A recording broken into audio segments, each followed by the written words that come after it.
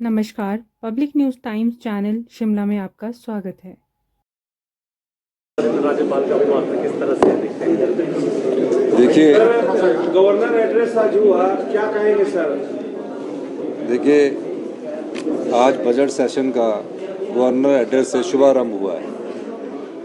हमारी सरकार ने जो व्यवस्था परिवर्तन के द्वारा जो नीतिगत बदलाव लाया उसको इसमें प्रस्तुत किया गया है, क्योंकि डाटा के साथ क्या क्या हम बदलाव करने जा रहे हैं उसका विवरण इसमें दिया गया है।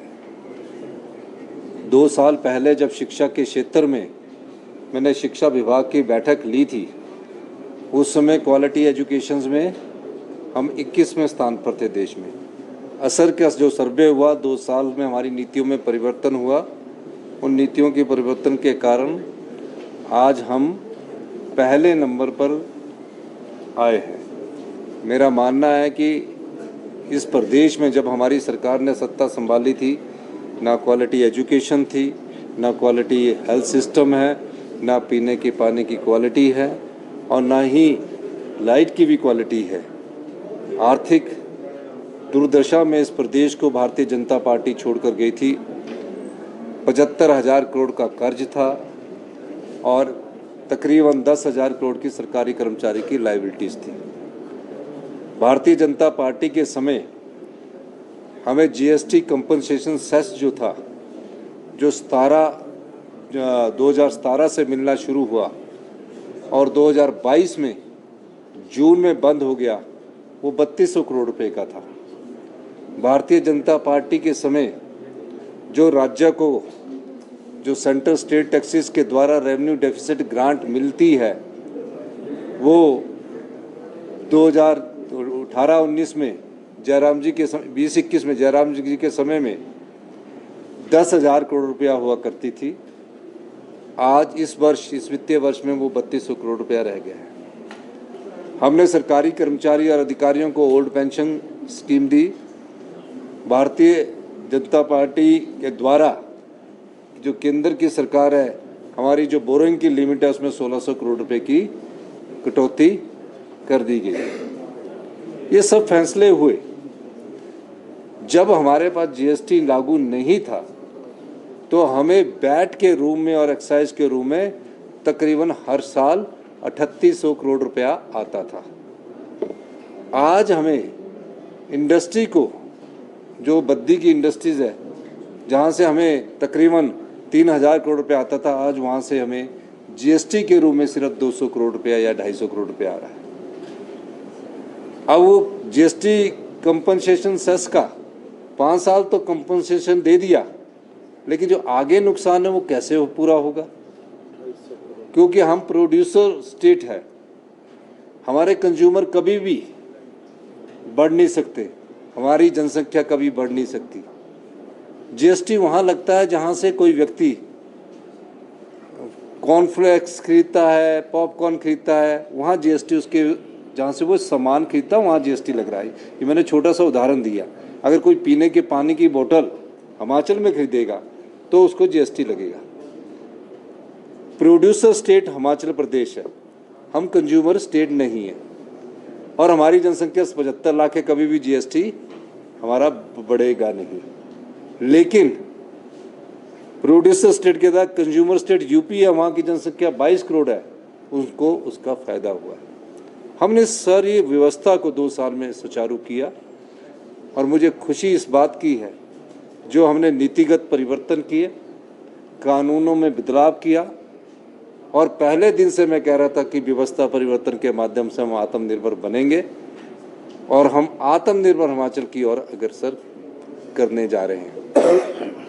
हमारी जो जीडीपी है उसमें ग्रोथ हो रही है, अर्थव्यवस्था में ग्रोथ हो रही है। थोड़ा समय अभी कष्टदायक है, लेकिन मुझे लगता है जिस तरह हमने पिछले वित्तीय वर्ष में थोड़ी कठिनाइयों के बाद वित्तीय स्थिति का, चुनौतियों का सामना किया, आने वाले समय में हमें थोड़ी कठिनाई के साथ हम आत्मनिर्भर हिमाचल की जो परिकल्पना हमने 2 वर्ष पहले की थी उसमें हम आगे बढ़ रहे हैं। ये भी इसके अलावा कई बार केंद्र के नेता आके यहाँ कहते हैं कि अगर केंद्र का अनुदान ना मिले तो ये सरकार चल नहीं सकती। संविधान ने सभी राज्यों को अधिकार दिया। जब केंद्र में कांग्रेस की सरकार थी और विपक्ष दूसरे राज्यों में बीजेपी की सरकार थी तो भी केंद्रीय अनुदान मिलता था, क्योंकि वो जो सेंट्रल स्टेट टैक्सेस का शेयर है उसके आधार पर वो टैक्सेस मिलता था। केंद्र अगर ने जो सेस लगाए हैं उसमें राज्यों को कोई पैसा राज्यों को नहीं आ रहा।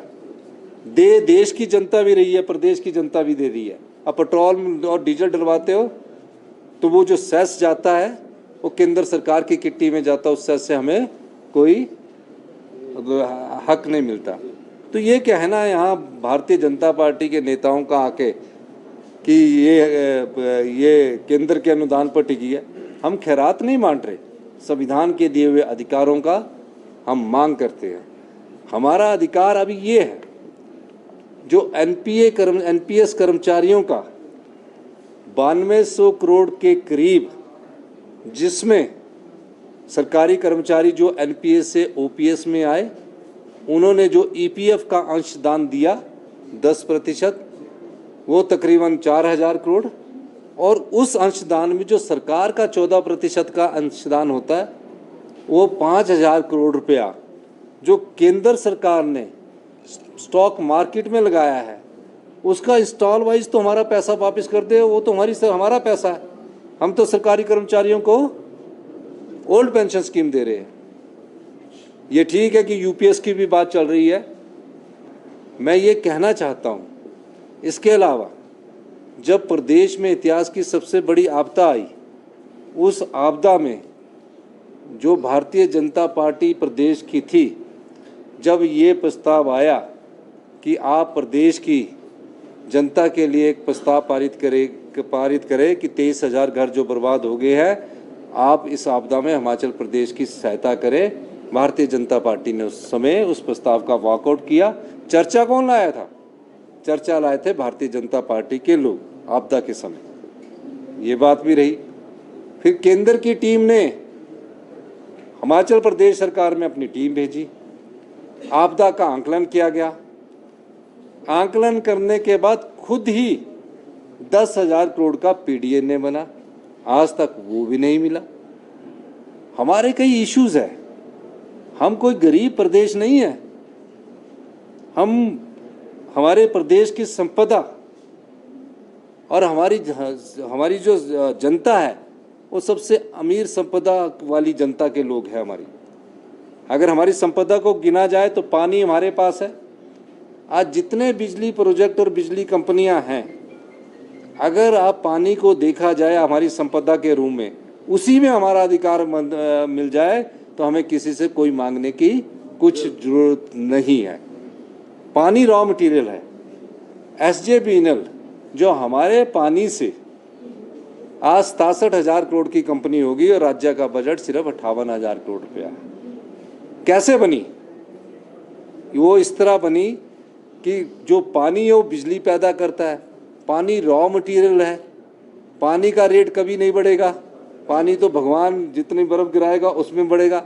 उस पानी से जो बिजली बनती है, जिसको फिनिश गुड बोलते हैं, उसका रेट कभी नहीं बढ़ेगा। अगर आप थर्मल में लाओगे तो ट्रांसपोर्टेशन बढ़ेगी, सेस बढ़ेंगे। न्यूक्लियर में लाओगे उसमें पैसे बढ़ेंगे। सोलर में लगाओगे तो 5-6 घंटे बिजली आएगी। जो हमारा रॉ मटेरियल पानी है, अगर उस संपदा का धोन जो ये कंपनियां कर रही है, उस धोन में हमारा कुछ अंश निश्चित कर दिया जाए, हमारा प्रदेश, हिमाचल प्रदेश जो है वो हिंदुस्तान का सबसे समृद्धशाली और अमीर राज्य बन सकता है। धन्यवाद। सर, पक्ष क्या इस बार क्या प्रस्तावित बजट है जी? सर, कोविड फंड में जो विपक्ष कह रहा है वो सर्वदलीय बैठक में आए। सबसे बड़ी खुशी है कि वो सर्वदलीय बैठक में आए। पिछली बार तो वो नहीं आए, प्लानिंग की बैठक में नहीं आए। अब विपक्ष ने कहा है, अभी अंदर क्या कहते हैं और बाहर क्या कहते हैं, उसके बाद बिजनेस एडवाइजरी कमेटी में बात जाती है। बिजनेस एडवाइजरी कमेटी जो कहेगी उसके हिसाब से आगे कार्य किया जाएगा। बहुत बहुत धन्यवाद।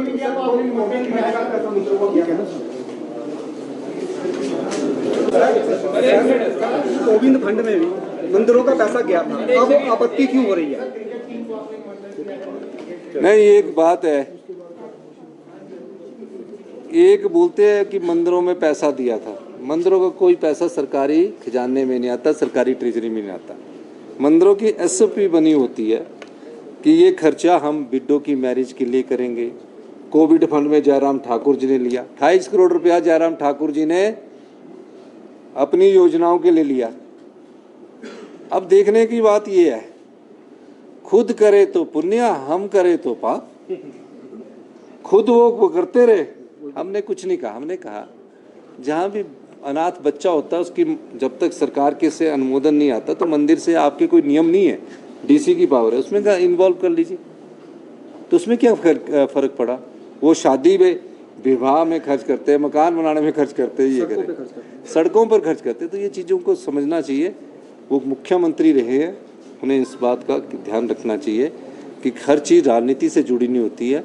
संवेदनशीलता और जिन बच्चों की पढ़ाई पर खर्च करने की बात है, सरकार के पास पूर्णतः पैसा है और हम अपने संसाधनों से जो हमने 2600 करोड़ रुपया भ्रष्टाचार के चोर दरवाजे बंद करके किया है, उस पर हम इन योजनाओं पर हमारे पास बजट का प्रावधान है।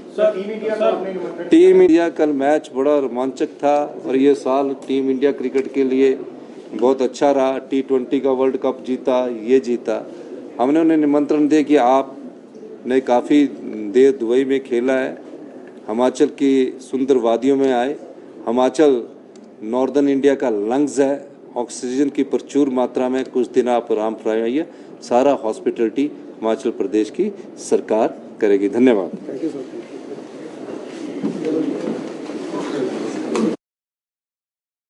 धन्यवाद। रोजाना ताज़ा खबरों के लिए जुड़े रहें public news times channel Shimla के साथ सभी सोशल मीडिया प्लेटफॉर्म पर। हमारे चैनल को लाइक, शेयर और